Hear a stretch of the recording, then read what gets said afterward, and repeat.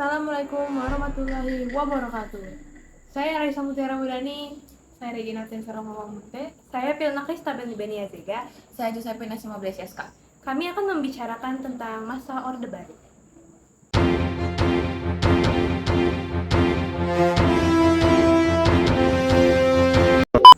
Orde Baru merujuk kepada masa pemerintahan Presiden Soeharto di Indonesia yang berlangsung dari tahun 1966 hingga tahun 1998. Orde Baru ditandai dengan upaya untuk mengembalikan tatanan kehidupan bangsa dan negara pada dasar-dasar Pancasila dan Undang-Undang Dasar 1945 setelah terjadinya penyelewangan dan penyimpangan prinsip-prinsip utama di masa sebelumnya. Peristiwa G30 SPKI adalah salah satu penyebab menurunnya kredibilitas Soekarno. Hal itu membuatnya mengeluarkan surat perintah kepada Letjen Soeharto yang disebut Surat Perintah 11 Maret 1966 atau yang biasa disebut dengan Super Semar. Super Semar menjadi titik awal berkembangnya Orde Baru. Selama masa Orde Baru, Soeharto melakukan berbagai metode indoktrinasi Pancasila pada masyarakat dan melaksanakan kebijakan-kebijakan politik, ekonomi, dan sosial tertentu. Nah, teman-teman tahu nggak nih kebijakan apa saja yang ada pada zaman Orde Baru? Kita cari tahu yuk. Pada bidang politik sosial ada pelaksanaan pemilu pada 1971 yang menetapkan MPR sebagai pengganti MPRS. Dan MPR menunjuk Soeharto sebagai presiden dan Sri Sultan Hamengkubuwono IX sebagai wakil presiden. Lalu ada penyederhanaan partai politik. Pada zaman Orde Baru, jumlah partai politik tidak menjamur seperti zaman sekarang. Partai politik digabung menjadi 3 kekuatan, yaitu Partai Golkar, PDI, dan P3. Pada zaman Orba, kekuatan ABRI sangat kental, yang dikenal dengan dwi fungsi ABRI. Saat itu, ABRI bertugas menjaga pertahanan dan keamanan, sekaligus sebagai kekuatan sosial politik. Banyak sekali jabatan pemerintahan yang dijabat oleh anggota ABRI. Pindah ke politik luar negeri, beberapa kebijakannya adalah memperbaiki hubungan dengan negara-negara barat, juga memperbaiki hubungan dengan Malaysia melalui Jakarta Accord.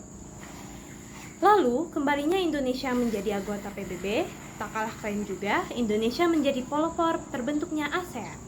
Tidak hanya aktif pada bidang politik sosial, di bidang pendidikan terdapat beberapa kebijakan, yaitu kebijakan kelompok belajar, SD Impres, gerakan wajib belajar yang diwajibkan dari usia 6 tahun sampai 9 tahun, dan gerakan nasional orang tua asuh.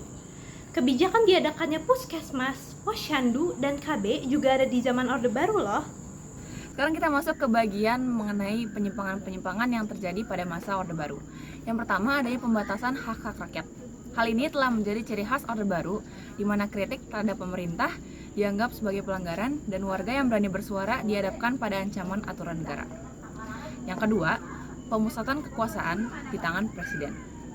Presiden memiliki kendali yang melampaui kewenangannya mengenai kekuasaan negara, termasuk MPR, DPR, dan DPA seringkali berakhir di tangan presiden, yang mana menghasilkan sistem sentralistik yang rentan terhadap penyalahgunaan. Yang ketiga, pemilu yang tidak demokratis. Pemilu setiap 5 tahun menjadi arena kecurangan dan ketidakadilan. Hak-hak warga minim diperhatikan, suara mereka dimanipulasi, dan pemilihan partai politik lebih untuk kepentingan penguasa daripada mewakili aspirasi rakyat. Selanjutnya yang keempat, adanya korupsi, kolusi, dan nepotisme atau KKN. Akibat kekuasaan yang sentralistik dan tidak transparan, korupsi, kolusi, dan nepotisme atau KKN merajalela. Penyelenggaraan pemerintahan menjadi tidak terkendali, memperburuk kondisi ekonomi dan kesejahteraan rakyat. Yang terakhir, adanya krisis politik dan runtuhnya legitimasi. Dalam situasi politik yang kacau, rakyat kehilangan kepercayaan terhadap pemerintah. Tekad untuk perubahan muncul dan didorong oleh aksi demonstrasi yang diinisiasi terutama oleh mahasiswa. Sekian. Dan di sini saya akan menjelaskan berakhirnya Orde Baru. Jatuhnya pemerintahan Orde Baru terjadi karena adanya kritis politik, ekonomi, dan sosial. Setahun sebelum pemilu 1997, partai politik yang dijadikan sasaran utama untuk dipecah dari dalam adalah Partai Demokrasi Indonesia yang bernama PDI. Pemerintah kemudian merekayasa perpecahan di dalam PDI yang puncaknya berupa aksi perebutan kantor pusat PDI di Jalan Diponegoro, Jakarta, peristiwa Kuda Tuli. Usaha untuk memperlemah PDI ternyata cukup berhasil. Hal tersebut terbukti dengan menurunnya suara PDI. Dalam 1997, pada periode ini, pemerintah Orde Baru berakhir akibat krisis moneter dan peristiwa politik dalam negeri yang melanda negara-negara Asia Tenggara termasuk Indonesia. Krisis ini menyebabkan gangguan terhadap pembangunan ekonomi.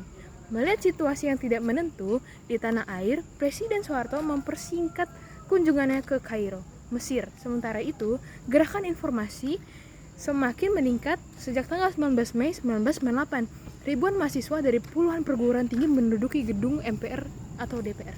Mereka menuntut agar Soeharto mundur dari kursi kepresidenannya. Akhirnya, pada 21 Mei 1998, Soeharto menyatakan berhenti sebagai presiden dan menyerahkan jabatan kepada wakil presiden yang bernama B.J. Habibie. Pengambilan sumpah jabatan presiden dilaksanakan di Istana Merdeka saat itu juga. Pengunduran diri Soeharto itu menandai berakhirnya masa pemerintahan Orde Baru yang berlangsung selama 32 tahun. Halo, Mom. Halo Mams, sekian dari kami. Wassalamualaikum warahmatullahi wabarakatuh. Terima kasih Mams.